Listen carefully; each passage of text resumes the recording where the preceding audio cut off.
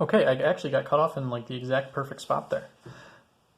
In situations where we have rotational equilibrium, we have the freedom to actually set the axis of rotation to be anywhere we want and the problem will still work. Okay, so what we're going to do here is we're going to take the axis of rotation and we're going to set it at the left end over here.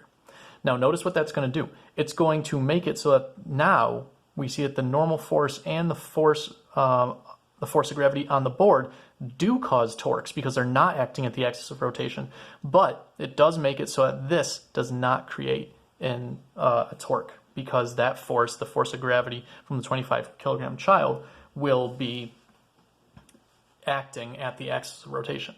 Now some of you might be thinking, wait a second, but that's not really where the axis is.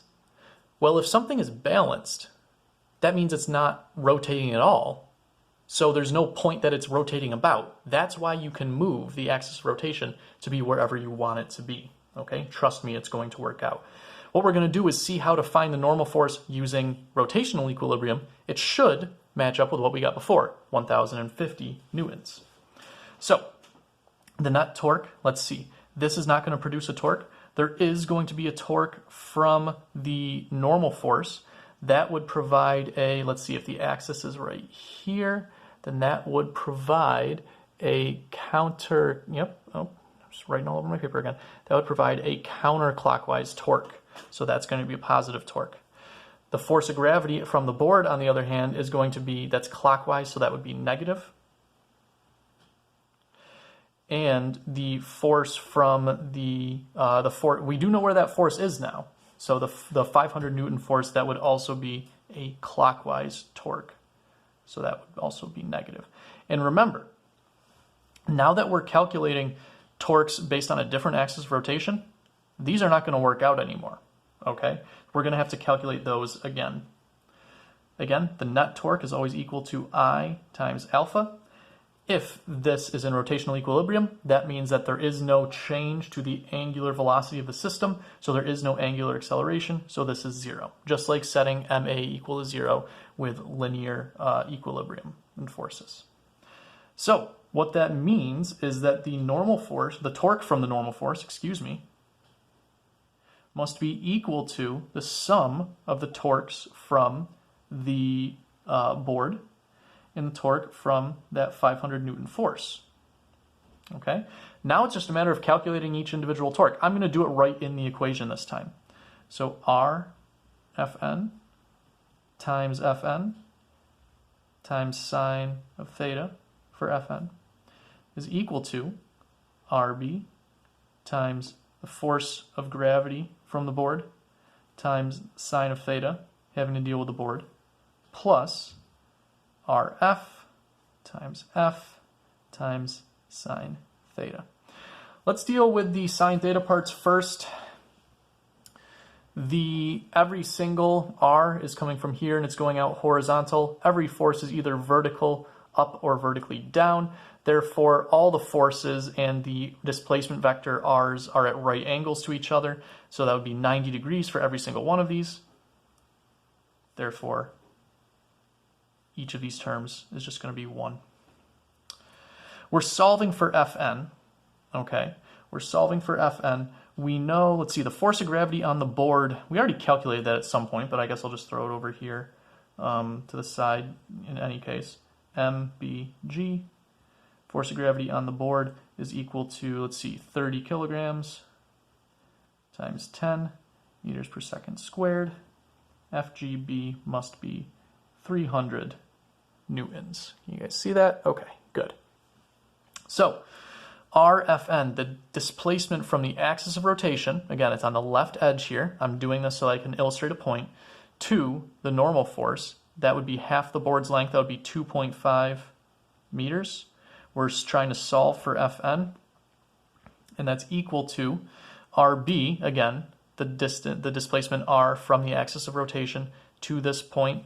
That would be 2.5 meters times Fgb, the force of gravity on the board, 300 newtons, plus Rf, Rf being the displacement from axis of rotation to where F acts. We already saw that that was 3.75 meters. That's what we solved for before. times the 500 newtons of that force. So we get 2.5 Fn equals 2.5 times 300, 750. 3.75 times 500, 1875. So we end up with 2.5 Fn equals 2625. We divide both sides by 2.5. We end up with a normal force of, again, 1,050 newtons, proving that this works. Okay, because we got the same answer that we did before. Now, why did I set the axis of rotation over to be over here? It was so that these could produce a torque. I had to move the axis of rotation over here so that they could produce a torque. Okay, and again, that's just a trick that works. We can use that whenever we have rotational equilibrium. You can set the axis of rotation to be anywhere you want. If something does have, however, if it does have a, if it's not in rotational equilibrium, if there is an acceleration, you cannot do this. C, so for example in C, if the 500 Newton force were removed, what is the angular acceleration of the seesaw? Let's go back to putting our axis of rotation in the middle so that we don't have torques from Fn or FGB. In this case, we would see that the net torque, if the 500 Newton force is not there anymore,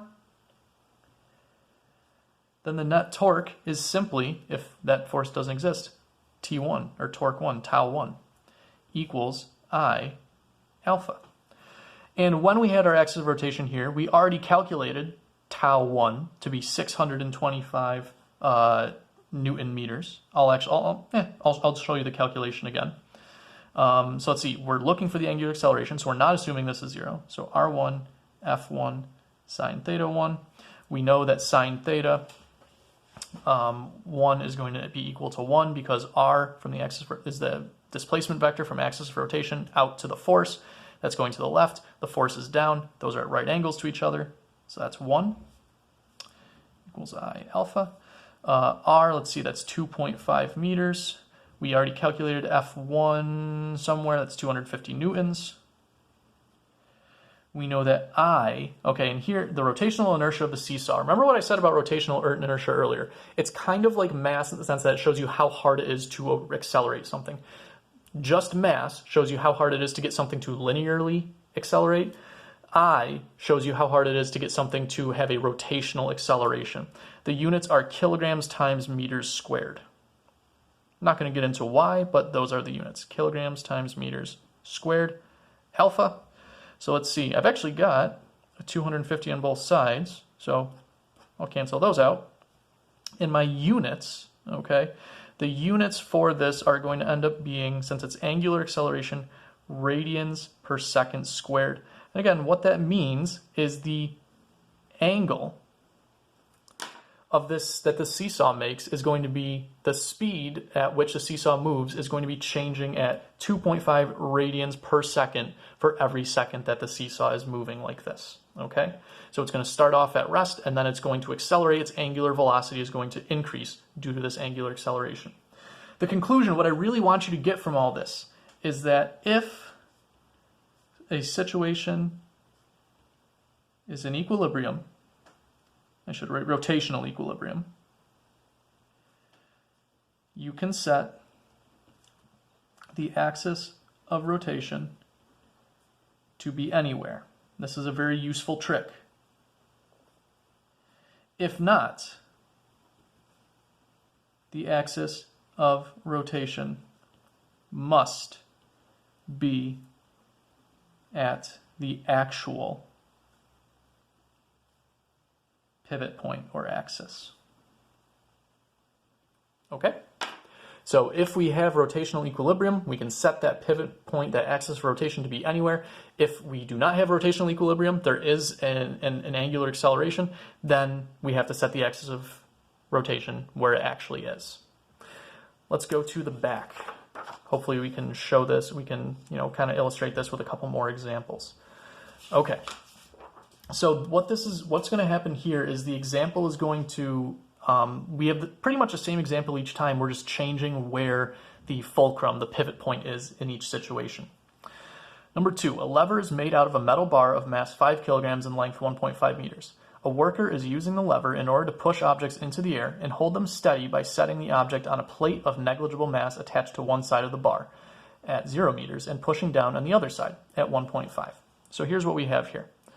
And the first two questions, the pivot point is in the middle of the bar, so that's what I'm going to draw. We have, let's see here, let's move this down a little bit so you guys can see.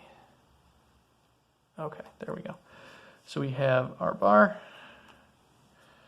and initially it is pivoted in the middle.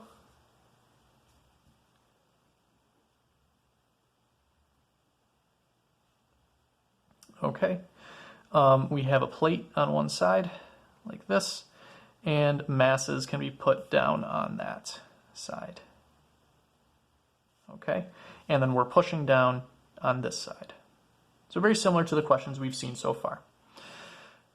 If the fulcrum is in the middle of the bar, how hard must the worker push down on the bar to support a 20 kilogram object? Well, let's set our axis of rotation. We know that there's a normal force coming up from the fulcrum. We know that there is a force of gravity downwards on the bar because we're told to weight the mass of the bar. So I'm going to write FGB. I know this object is going to put a force of gravity pushing down on our bar, so I'm going to call this FG object, and I'm just going to call this force F. Okay. We're going to have coordinate system like this, axes like normal, and this is how I draw the positive direction for rotation. This is a counterclockwise curving arrow. I'm just writing that that's positive. Okay. If the fulcrum is in the middle of the bar, how hard must the worker push down on the bar to support a 20 kilogram object? So we set our axis of rotation here. Maybe I should have done that in a minute. We set it there so that we don't have to deal with torques from Fn or FGB. So I'm going to make a note of that first. Since axis of rotation at middle, there is no torque from the normal force or torque from the board, okay? Because those two forces act at the axis of rotation, R would be 0 for both of them. So what I'm going to do here is I'm going to calculate the force of gravity for the object first, MOG, MO just being the mass of the object. Mass of the object is, let's see, 20 kilograms. G is 10 meters per second squared. FGO is 200 newtons. Okay, so essentially we have a 200 newton object here. The fulcrum is directly in the middle. We want to know how hard we have to push down over here to keep this suspended, to support the 20 kilogram object. Now, this might actually, you could probably guess what the answer is going to be to this, but let's do the math anyways. We know there's no torque from this force or this force, so T net equals the torque from the object. Which way will that be? That will be, looks like counterclockwise, so that's going to be a positive torque, minus the torque from the force, because that would cause a negative torque clockwise. We're just trying to support this, so the acceleration, the angular acceleration, is 0. The torque from the object has to be equal to the displacement vector for the object, how far away the object is from the axis of rotation, times the force, that would be the force of gravity on the object, times sine theta for the object, and that's equal to R for the force, times the force itself, times sine theta F. Again, the R vectors are going to be to the left and to the right. They're at right angles to both forces. I promise you we're going to have cases where it's not, just not today, or not in this video. Those are both equal to 1.